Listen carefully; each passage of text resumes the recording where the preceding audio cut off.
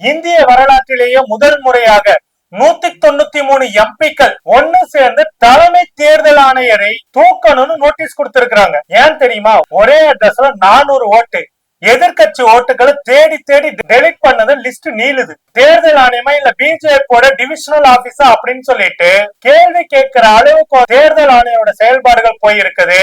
ஜனநாயகம் ஆபத்துல இருக்குன்னு ஏன் எதிர்கட்சிகள் சொல்றாங்க? ஹரியானா மாநிலத்தோட எலெக்ஷன் ரிசல்ட் 1 மணி நேரத்துக்கு வந்துட்டு அப்டேட் ஆகாம அப்படியே நிக்குது. அப்புறமேட்டு அங்க பிஜேபி ஜெயிக்குது. ராகுல் காந்தி ஆதாரத்தோட ஓட்டு திரட்ட அம்பலப்படுத்துறாரு. ஆனா தலைமை தேர்தல் ஆணையர் ஞானேஷ்குமார் டிராமா பண்றாரு.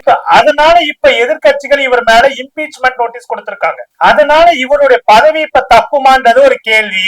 அது மட்டும் இல்லாம இவருடைய விசுவாசத்துக்கு இவருடைய வாரிசுகளுக்கு பிஜேபி செஞ்ச ஃபேவர் என்ன? இந்த உண்மை எல்லாமே லிங்க் செய்யப்பட்டிருக்கக்கூடிய மெயின் வீடியோல வந்துட்டு உடச்சு பேசியிருக்கோம். மறக்காம தெருமுனை அரசு சேனல் சப்ஸ்கிரைப் செய்வது, அந்த மெயின் வீடியோவை உங்க நண்பர்களுக்கு ஷேர் செய்யுங்க தோழர்கள்.